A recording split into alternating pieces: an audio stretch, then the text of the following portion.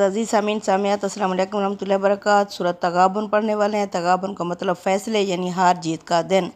इसकी जो जोड़ा सूरत थी मुनाफिकून थी। अब तगाबुन की तरफ चलते हैं। तगाबुन इसका मौजू क्या है, यानी अल्लाह ये बताना है कि तुम्हारे दुश्मन तुम्हारे घर में भी हो सकते हैं, इसलिए ख़बरदार रहो कि असली चीज़ ये बीवी बच्चे और अहलो अयाल नहीं हैं। दुनिया की मुसीबतों से डर कर ये आखिरत के बारे में तुम्हें शुबहात और शक में मुब्तला कर रहे हैं। दरहाल के असली चीज़ आखिरत है। हार जीत का दिन दर हकीकत वही है। उसमें कामयाबी चाहते हो तो अल्लाह और उसके रसूल की रज़ा तलबी के रास्ते में इसार और कुर्बानी के लिए तैयार रहो। इस मामले में किसी मलामत करने वाले की मलामत और किसी नासे की नसीहत की परवाह ना करो। तो चलते हैं सूरत तगाबुन की तरफ। तगाबुन बिस्मिल्लाहिर्रहमानिर्रहीम। शुरू अल्लाह के नाम से जो सरासर रहमत है, जिसकी शफ़क़त अब्दी यानी हमेशा रहने वाली है। युसब्बिहु लिल्लाही, तस्बीह करती है अल्लाह ही की, सिर्फ़ अल्लाह की, यानी कि माफ़ी समावाती, हर वो चीज़ जो आसमानों में है, व माफ़िल अर्ज़ जो ज़मीन में है। लहुल मुल्क, उसी की ही बादशाहत है। व लहुल हम्द, और उसी की ही सारी हम्द और शुक्र है और उसी की ही सना है। वह अला कुल्ली शैइन कदीर, ये कि अल्लाह हर चीज़ पर कुदरत रखता है, यानी हर चीज़ अल्लाह की तस्बीह करती है और इस तरह अपने अमल से शहादत देती है कि इस कायनात की बादशाही तनहा उसी की है, और जब वही बादशाह है तो वही सज़ावार शुक्र है और हर चीज़ पर कुदरत रखता है। अपने किसी काम में किसी की मदद का मोहताज नहीं है, लिहाजा कोई वजह नहीं कि किसी को उसका शरीक और सहीम ठहराया जाए या बंदों के शुक्र और सपास का हकदार समझा जाए। दूसरी आयत, हुवल्लज़ी, वो तो वो ज़ात है, खलक़कुम, जिसने तुम्हें पैदा किया, फ़मिनकुम काफ़िरुन व मिनकुम मुमिनुन, तुम में से कुछ तो काफिर हो गए और कुछ मोमिन हो गए। वल्लाहु बिमा तअमलून बसीर, और ये कि जो तुम अमल करते हो अल्लाह उसे देख रहा है। यानी अल्लाह फरमाते हैं अल्लाह ने तो तुम्हें हिदायत पर, नूर पर, दीन फितरत पर पैदा किया था, रोशनी पर पैदा किया था, लेकिन तुम में से कुछ काफिर कुछ मोमिन हो गए। किस तरह अल्लाह बताते हैं सूरह बकरा में, अल्लाह फरमाते हैं कि अल्लाह वलियुल्लज़ीना आमनू युखरिजुहुम मिनज़्ज़ुलुमाति इलन नूर, अल्लाह मोमिनों का दोस्त है, वो उन्हें अंधेरों से नूर की तरफ लेकर आता है। वल्लज़ीना काफरू औलियाहुम तागूत, जो काफिर हैं वो शैतान तागूत के वली हैं, दोस्त हैं। वो क्या करता है, उन्हें रोशनी से, रोशनी एक है, अंधेरे बहुत सारे हैं, वो उन्हें रोशनी से अंधेरों की तरफ धकेलता है। कुफर का क्या मतलब है, यानी दबा देना, दफना देना। अब दफनाई जो चीज़ जाती है वो अंधेरे में दफनाई जाती है। कब्र क्या है, एक अंधेरा है, ज़मीन क्या है, अंधेरा है, यानी वो ईमान को दफना देता है, इसलिए वो जुल्मात में चला जाता है, अंधेरों में चला जाता है, उसकी रोशनी गुम हो जाती है। अल्लाह फरमाते हैं वो ज़ात जिसने तुम्हें पैदा किया तुम में से अपनी मर्ज़ी से, क्योंकि अल्लाह ताला ने इंसान को आज़ादी और इरादे का इख्तियार देकर ज़मीन पे भेजा। इंसान इस आज़ादी और इरादे के इख्तियार को नाजायज़ तौर पर इस्तेमाल करता है और इस की वजह से वो फिर काफिर बन जाता है, इनकार करता है, यानी अंधेरों में चला जाता है। अपना दोस्त, अपना सरपरस्त किसको बनाता है, तागूत को, शैतान को, दुनिया की तरफ माइल हो जाता है। अल्लाह ताला ने दुनिया से मना नहीं किया, इस दुनिया में रहते हुए आखिरत को तलाश करो, लेकिन वो दुनिया में ही मगन हो जाता है, अपनी ख्वाहिशात का पैरो बन जाता है। इसलिए अल्लाह फरमाते हैं तो में से कुछ काफिर को कुछ मोमिन बन जाते हैं, और ये ना समझो कि अल्लाह तुम्हें ऐसे ही छोड़ देगा। अल्लाह फरमाते हैं वल्लाहु बिमा तअमलून बसीर, जो तुम अमल करते हो अल्लाह उसे देख रहा है। खालक़ अस्समावाति वल अर्ज़ा, उसी ने पैदा किया आसमानों को और ज़मीन को, बिलहक़ हक़ के साथ। वसव्वरकुम, उसने तुम्हारी सूरतें बनाई, फ़अहसना सुवारकुम, और उसने तुम्हारी बेहतरीन सूरतें बनाई। व इलैहिल मसीर, और ये कि उसी की तरफ ही तुम्हें पलटना है, लौट कर जाना है। यानी ऊपर जो बात बयान हुई है ये उसकी दलील है कि दुनिया एक मकसद हक़ के साथ पैदा हुई है, ये किसी खलंडरे का खेल नहीं है। इस तरह इंसान की पैदाइश में भी गैर मामूली एहतमाम किया गया है। इस मकसदियत और एहतमाम का तकाजा ये है कि बदले का एक दिन आए और इंसान को जज़ा और सज़ा के लिए उसी परवरदिगार की तरफ लौटाया जाए जिसने उसे पैदा किया। अगर ऐसा ना हो तो इस एहतमाम के कोई मायने नहीं है कि खामखा दुनिया, अल्लाह ने फरमाया मैंने खामखा नहीं कोई काम किया, इसलिए वार्न हो जाओ, मुतनब्बे हो जाओ, आगाह हो जाओ कि आखिरकार तुम्हें उसी ही की तरफ पलटना है। نمبر 4 میں اللہ فرماتے ہیں یعلم، وہ جانتا ہے ما فی السماواتی، جو آسمانوں میں ہے، والارضی، اور جو زمین میں ہے، ویعلم، اور وہ جانتا ہے ما تسرون، جو تم چھپاتے ہو، ما تعلنون، جو تم اعلان یعنی ظاہر کرتے ہو، واللہ علیم بذات الصدور، اور اللہ تو سینوں کے بھید یعنی سینوں کے راز تک جانتا ہے۔ یہ اس مغالطے کو دور کیا جو آخرت کی جزا و سزا کے معاملے میں یہ کفار بالعموم لوگوں کو تھا کہ اللہ تعالیٰ نہیں اٹھائے گا، اللہ نہیں دیکھ رہا۔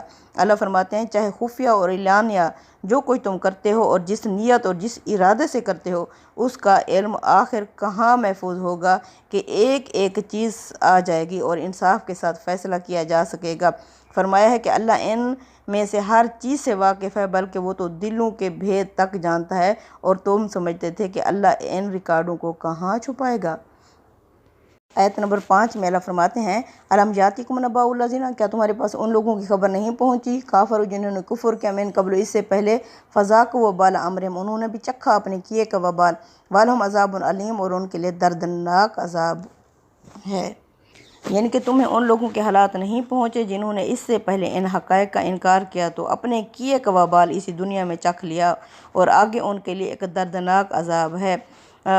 کون سی پچھلی قومیں جو تھیں، اب اللہ نے ساری قوموں کو، قوم نوح، قوم عاد، قوم سمود، قوم فرعون، سارا اللہ تعالیٰ نے ان قوموں کے بارے میں بتایا کہ انہوں نے اپنے وقت کے رسولوں کا انکار کیا، تو اللہ تعالیٰ نے اس دنیا میں انہیں سزا دیا۔ اللہ فرماتے ہیں کذالک العذاب، یہ ہے عذاب یعنی دنیا کا، ولعذاب الآخرۃ اکبر، آخرت کا عذاب تو اس سے بھی بڑا ہوگا، لو کانوا یعلمون، کاش کہ یہ سامنے والے لوگ جو مخاطبین ہیں وقت کے رسولوں کے، کاش کہ یہ جان لیں۔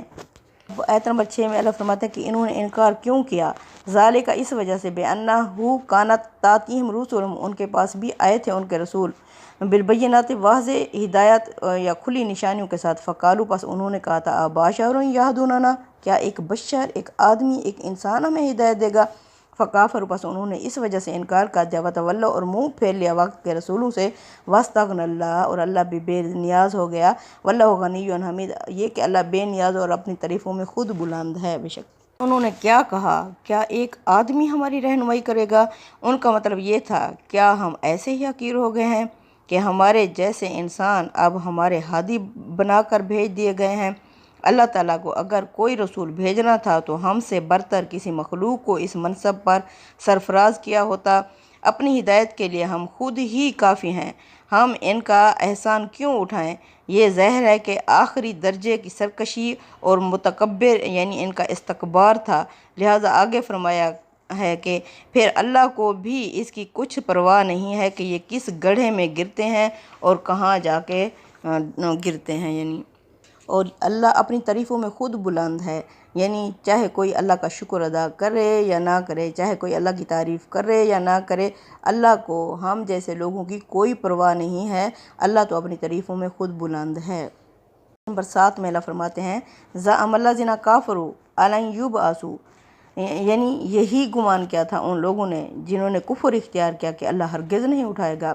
قول، کہہ دیجئے محمد صلی اللہ علیہ وسلم ان سے، بلا، ہاں کیوں نہیں، وربی، اور میرے رب کی قسم، لتبعثن، وہ تمہیں ضرور اٹھائے گا، ثم، پھر، لتنبئن، وہ تمہیں بتا دے گا، بما عملتم، تمہارے عملوں کے بارے میں، وذالک علی اللہ یسیر، اور اس طرح کرنا اللہ کے لیے کوئی مشکل تو نہیں ہے۔